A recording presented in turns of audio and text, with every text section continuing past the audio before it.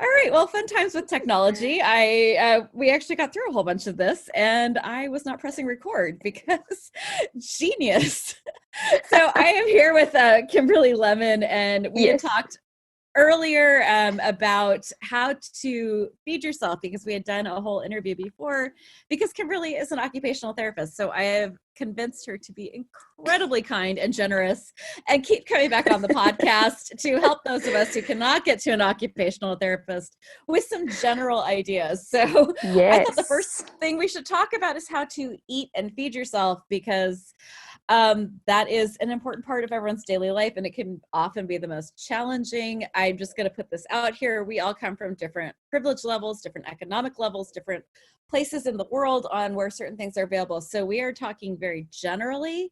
If you have things that work for you at different spaces, different things that you are dealing with, please comment below, because we are all fascinated about how we can make everything better, and what you have to say can really help someone else out. So if you can be generous enough to comment below, that would be amazing. All right, so you did a ton of research for me. What have you found? You have ME and fibromyalgia. I have Ehlers Danlos and POTS. So we both have things that make standing and shopping hard. What are you doing?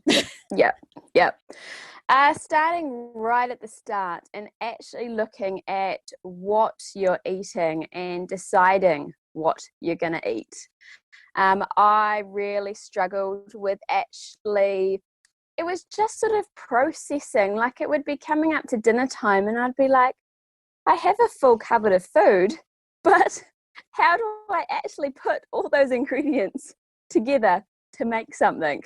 So sometimes just the processing in the brain's not there to do even just a simple task. So what I did, and what I do recommend people do, is have a collection of recipes ready to go. I actually typed mine up on the computer and had recipe cards. And so these were simple meals that I could make, that I could buy the ingredients for, without actually having to do all that planning each week. And that sort of cut down on a lot of the thought processes of what am I going to buy at the supermarket? Because you pick your recipes, you list down the ingredients that you need, just cuts out some of that task. I'm sorry, I'm being stalked right now by a pug. So anyone who's hearing snorting, I am so sorry. I can't get to my door to escort her out. I cannot stand right now. So I'm really sorry, everyone. You will hear snorting. There's just nothing I can do about that. So cute. It's life here. Yep.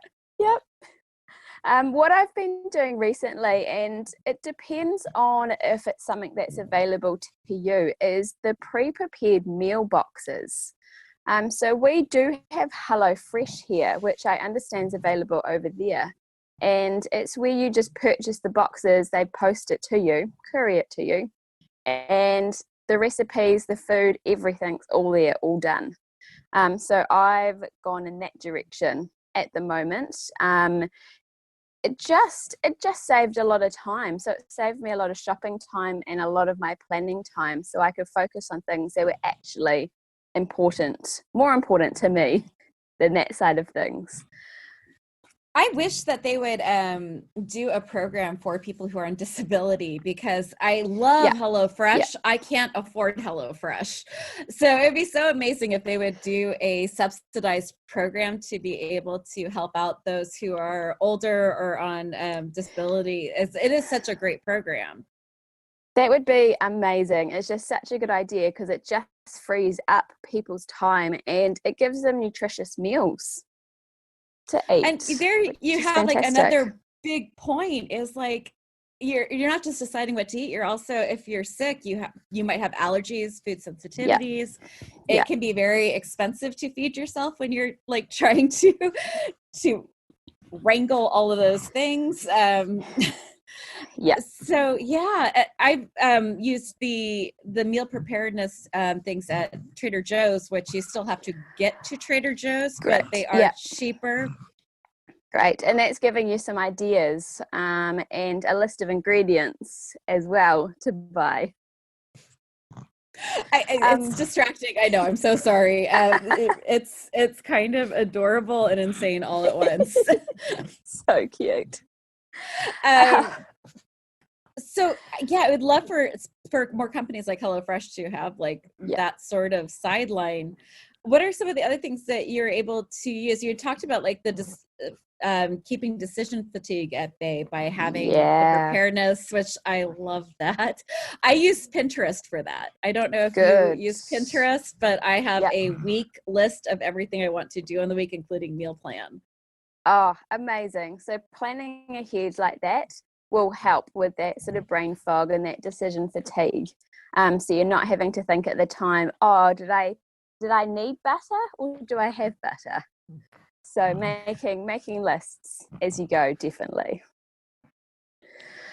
The actual physical shopping, that's actually something that I really struggle with. And I can imagine it's probably similar on your side. I found that supermarkets make me really sick. They're just probably one of your worst experiences. The noise, the light, the space, the chemicals that they use in some of the produce and on some of the aisles, and then you've got the people and the thinking, and when you combine all of that together, it's not a great experience. What I have, because I'm quite lucky, I've managed to not do that task anymore.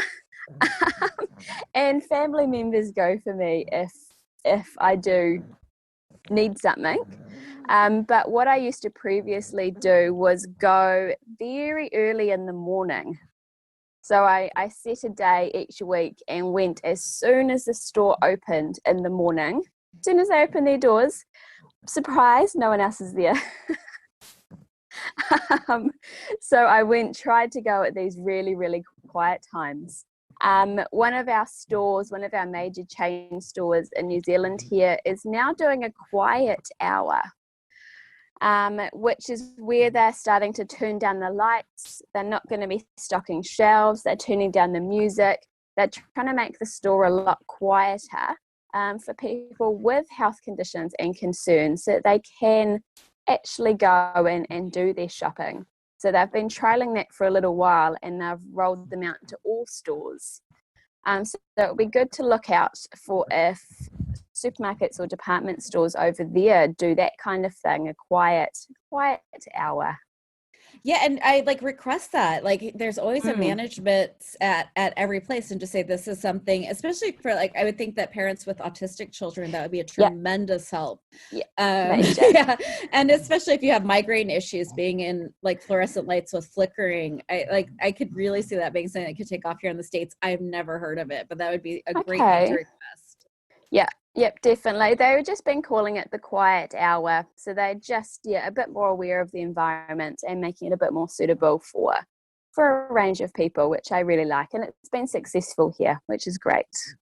I could definitely see why. Yeah. You talked previously about the Amazon delivery side of things.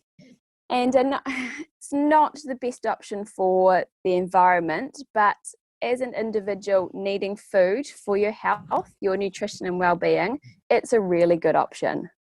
So getting food, getting items delivered to your house so that you don't actually have to go out and drive and carry and lift and walk can be a fantastic option for saving your energy for other things, such as preparing the meal. So if you can get things delivered, I just think is a great option. Have it delivered to your door. Have them carry your bags in if they will. It's just a fantastic way that we can get around some of these health issues for us. I mean, that's such the incredible higher wire trapeze, high wire act we're all walking, that if we're environmentalists or we care about workers' rights, and then we also need the help. It's such an unfair double knot that we're all in if we really care about these issues, but these things are made to help us, like plastic straws or the delivery service. These are things that we really do need. And I have to say, it's been tremendous to be able to have, because I have all of these lovely little creatures in my house who require 50-pound bags of food. And there's no way I'm going to, even if a kind person puts it in my car, I have to get home and take it back out again. So these little creatures are very happy that there's delivery service. Yeah, definitely. And it's a good way to plan during the week. Like if you are sort of doing a full grocery order online, you can sort of add to it in bits and pieces without having to sit down and do it all at once. So it can be a good way to save energy, but also sort of set reminders for yourself if you do it as you find you need an item. So it can be a really good way.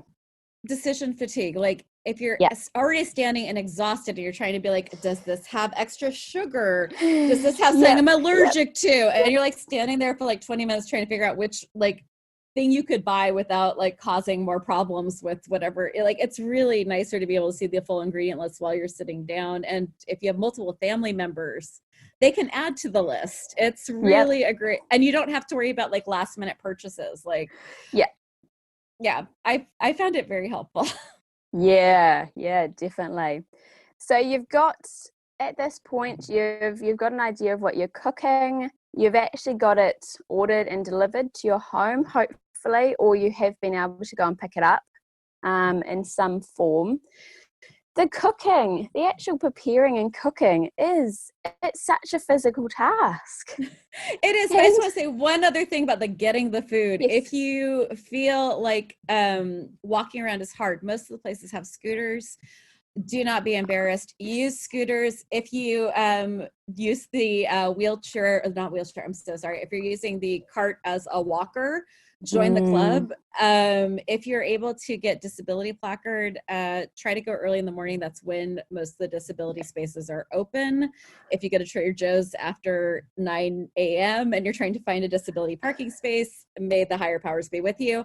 So those are my little quick tips for how to get everything done fast. Or if you go with someone, hand half the list over and tell them to start circling around, and by the time you get to the front, it's all done. Yeah, nice. There we go. Those are the family tips. So moving into cooking, it's for the majority of people, they don't realize how physical cooking can actually be. You're often standing for long periods of time in front of a hot stove, which is just really tricky, and it's really draining. With the main meal of the day being at night time, you've often had probably quite a long day. You're quite fatigued at that point of day, especially with people who are working during the day, having a full day, then coming home to cook a meal. It is actually a really draining, really difficult task to do. So I just wanted to acknowledge that a lot of people just sort of say dinner's like, you just cook it, it's fine. But it's actually a really tricky task to do. I really like using a perching stool in the kitchen.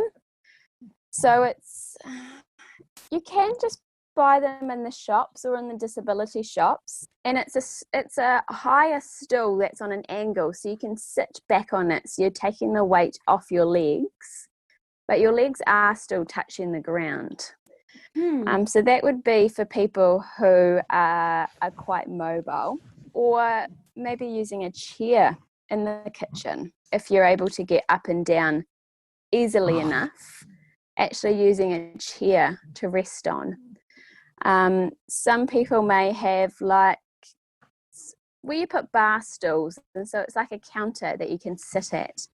That can be quite good for sitting down to prepare things like chopping vegetables, mixing stuff. So when you're in the kitchen, you don't always have to be standing. So you can change your position and actually sit down and have a rest for a little while if you need it. So you don't have to stand to do things. Is probably one of my main points there. Yeah, I've also found that getting one of those gel pads, if you're going to like really just go all the way for a meal, like having a gel pad on the floor to be able to stand on is so helpful on the joints. If that's something that you are in for. I use a wheelchair a lot of the times, and my kitchen is not set up for wheelchair. So meal prep at the dining room table works well because I can chop from the wheelchair. I can do a lot of other things. And there's so many like really cool little like products that people make fun of, like the egg cooker or the rice cooker that people make fun of, like, how lazy are you people? It's like, those were not meant for you healthy people. These are meant for us, like, who have problems. Like, these are indispensable for some of us who have wrist issues. Like, definitely. So anything like that you can find to make your life easier is fantastic. The electric can openers. There's a few different types. You can get the big machine ones, or the ones that you clip on the top with the battery and they run around. Those are quite easy to find now, which is great. Again, like Amazon, as much as it drives me nuts because I am so for workers' rights and the environmental issues with how they pack things, it all drives me insane. But I have to say, like, there's products on there I can't just go out and get. So definitely. Do you have like favorite appliances for the kitchen that really help you out or that you recommend for people? I'm just having a think. I do really like the slow cookers. Oh my God, Something that, you can put on in the morning. You can just leave. You come home and your meat's cooked and your vegetables are cooked. Like, you can't get any better than that. No. And like we all have, well, most of us have better energy in the mornings. So to be able to just throw ingredients in the morning and just start the slow cooker. I mean, I just made like butter chicken, which is, I am an Indian food fanatic, and it was so easy, fast, just throw stuff in, and we didn't need takeout. It was fantastic. Definitely. So things like that are going to make life a little bit easier. Definitely. I do see a lot of clients after injuries, so I often recommend the cutting boards. So you can get cutting boards that suction onto your bench. Okay, that's brilliant. Where do I find this? So they don't move around. I'm not sure if they've got a specific name. I will. You know what? If you could just put together a linked up list with Amazon, I will just publish it. And I'll also put a whole thing in the show notes. So head over to show notes if you're listening to this. And we will have like some recipes that are pretty easy. This will come out later because I'm going to do a whole bunch of linking to easier things. I also have the Pinterest board. That's the Invisible Not Broken Pinterest board. And I'll have a whole bunch of like easy ways to feed yourself with ideas. Perfect. So the cutting board, it is just called a cutting board. So I'll have to look for it. But suctions onto the bench, so then it doesn't move around, which I love. And it has spikes on the top, which sounds slightly weird. But what happens is you can put your vegetables on the spikes, so your vegetable doesn't move around when you're cutting it. So it just makes things a little bit safer when you're using a sharp knife and not able to put full pressure to hold the vegetable down. So I really like those in terms of safety. Using a knife, like slipping and cutting yourself, is really not safe, not a good idea. So these cutting boards are specially designed to assist with that kind of thing. So I will find where you can get those because they're great. And anything, you can get these, they're like jar grips to help you open up jars. And so instead of having to actually grip with your fingers, which is a really hard position to be in for opening jars, it gives you like a handle. So you actually have some leverage to open the tops of jars. And I really like those because things often come in jars, especially if you're wanting to make sandwiches or something simple, especially morning and lunch meals. So being able to open jars is really important. Yeah, I like, especially for like Ehlers Danlos people, like we dislocate our wrists so easily. So having that help is lovely. Yep, definitely. So there is lots of different adaptive kitchen tools that you can get. So just having a bit of a look around Amazon and seeing what they actually have can be a really good idea. In terms of the cognitive processing of cooking, unless you're using a slow cooker, you often have a lot going on. So you might have something on the stove, something in the oven. Now you could have an extra pot on the stove. I use timers. So whether it's on my phone, whether it's a kitchen timer that you spin around, just using a timer, so you're not having to remember, when did I put that on? How long was I meant to cook that for? When's that pot coming off? So if you can use little reminders like that, just to take away some of the task, make it a little bit easier. And then if you do forget, at least you're not burning dinner. That's a great thing about smartphones, is to be able to okay Google or Hey Siri, or whatever you are using, to go just 5-minute timer is so important. Definitely. We've got an Amazon Alexa in the kitchen, so we use her to set the timers, and she can do multiple timers. It's quite handy. To make sure that we're actually cooking for the right length of time and boiling things for the right length of time. So use technology wherever you can. They're spying on us anyway. You might as well get some benefits, right? Yep. So my mom tip of the day, because I have smalls and really sick, I have a section in my refrigerator that can be reached easily. And it's a pull-out thing that I keep all of the easy-to-do dinners, the frozen meatballs from Trader Joe's, the frozen turkey corn dogs, whatever they're willing to eat for that week. I have that on that shelf, and they can just go into the toaster oven. So even at 8 years old, 6 years old, they were able to make their own dinners when I couldn't stand up, and they could just throw that onto the little toaster sheet and just start the toaster. I mean, it's not ideal. I'm sure I'm not winning Mother of the Year award, but children got that. So.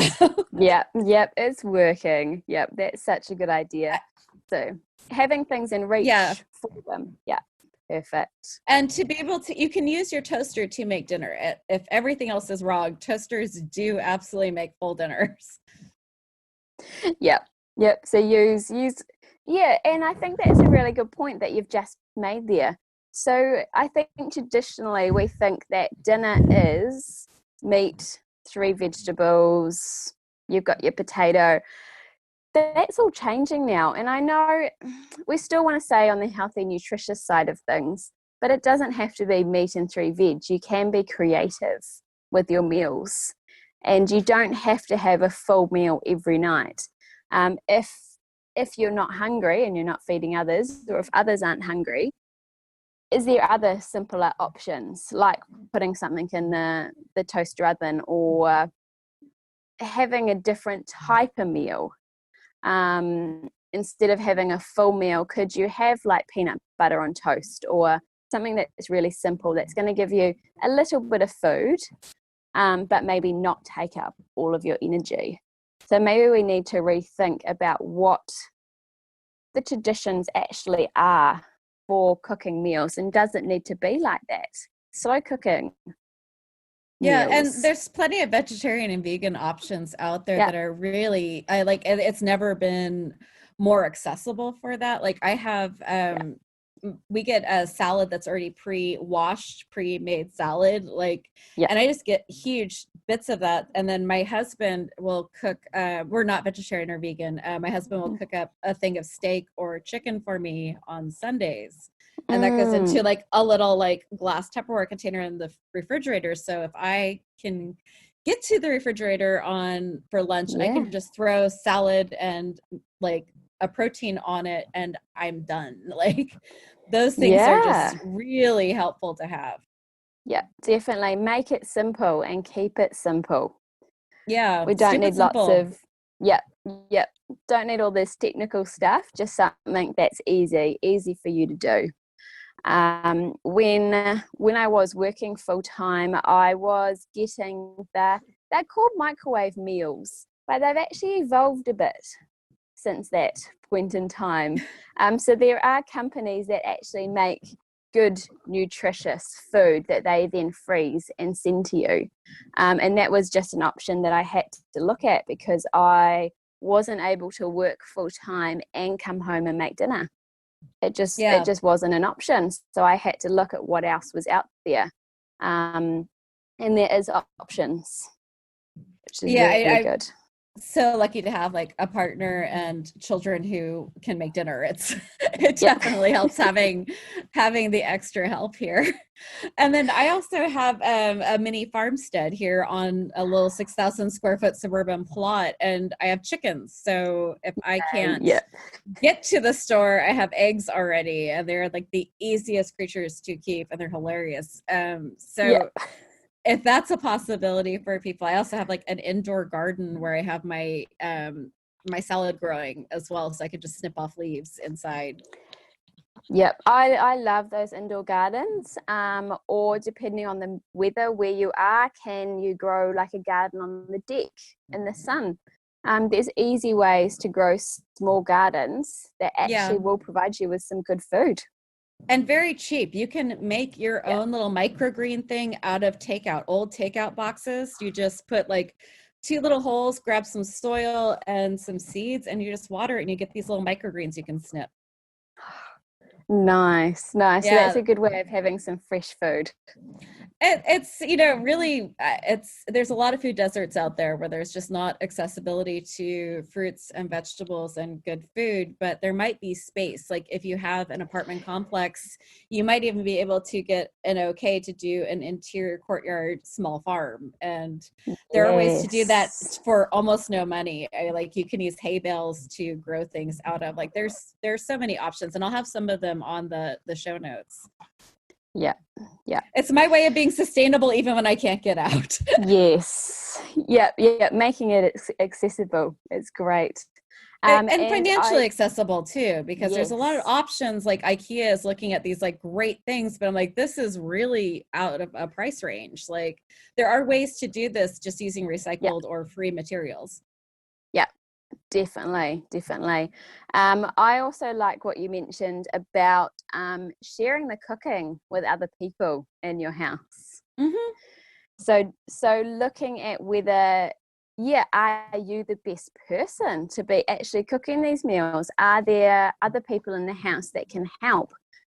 You've said it exactly, that children can actually help with some of this stuff.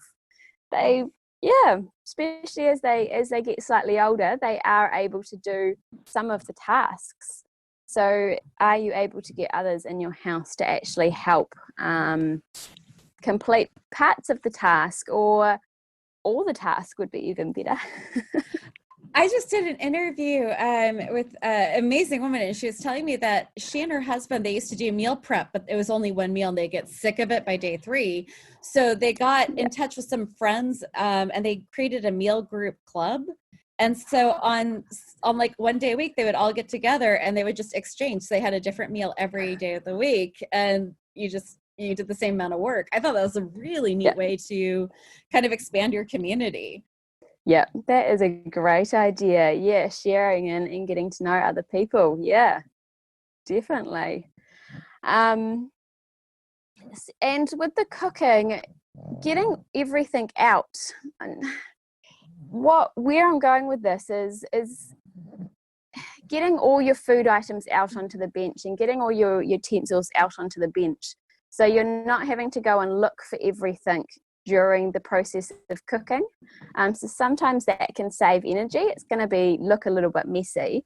But what I generally do is get all the ingredients out onto the bench, and as I use each one, put it away, if that's where your energy sort of sits, or just doing it in one lot. So you've got everything out, and then later on you put everything away. So rather than getting up and down or moving around a lot, if that's more difficult, just doing it in one sort of lot can sometimes save energy. So I have a question for you, and if you don't have a ready answer for this, no worries. But I use there's the wheelchair I use a lot of the time, Yeah. and that is not an electric wheelchair. And I also use double canes a lot. And so that leaves you with no hands to get from Yeah. kitchen to, how would you say to be able to like move your food when you can't use your hands to grab food? Yeah. It's really tricky, and I don't have an ideal answer for you with that. Wheelchairs, possibly using a tray on your knees. It depends on how much movement there's going to be, because that's not going to be suitable for glasses of water and liquid.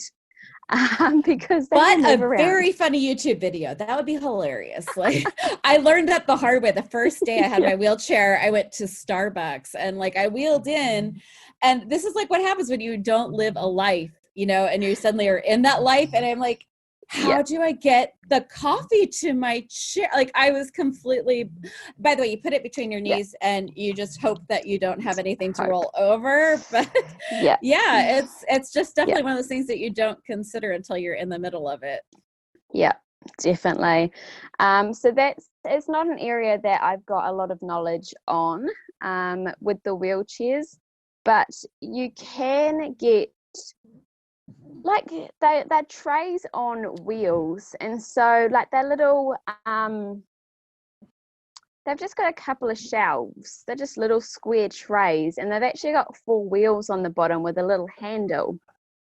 So for people on crutches or who aren't very steady with carrying things, putting the food and the drink onto a tray with wheels that you can push it can definitely help things if you're not wanting to drop things.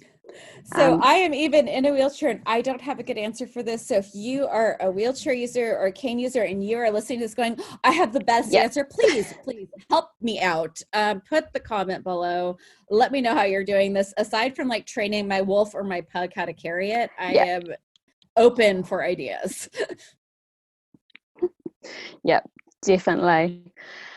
Going on to the eating part of the meal, I like to remind people to eat mindfully. So eating a little bit slower, being aware of what you're eating, that can be really important, so that how full you're sort of feeling, the message gets through to your brain.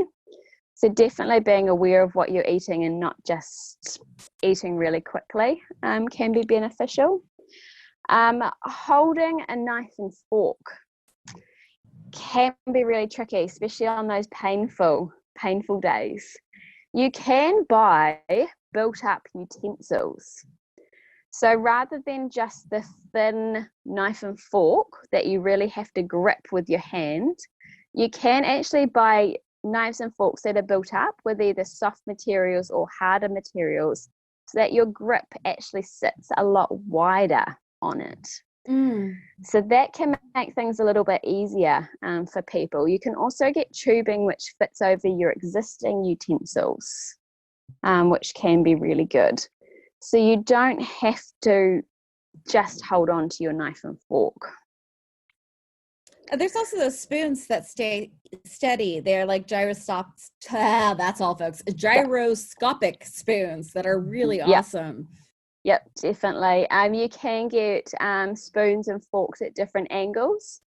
So instead of having the fork and you're holding it and it's sticking out directly straight, you can get ones that are bent on an angle, so that you're instead of having to turn your wrist to eat, it sort of just changes your wrist movement a little bit, so you can just eat directly without having to rotate your arm and your wrist. I have heard of people just bending their spoons and forks in that direction. That's pretty brilliant too.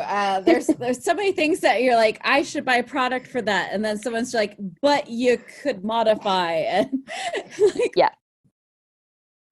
my husband just brought that up. We were looking at the plastic bags for the produce, and I was really frustrated at like going to farmers markets or to the store and like, okay, I don't want to use more plastic bags. So it's like, oh, well, to buy the mesh are like up to $75 for 3 of the bags. Like, this is insane. And he brought up the small little fact that plastic bags were invented so we could use them over and over again.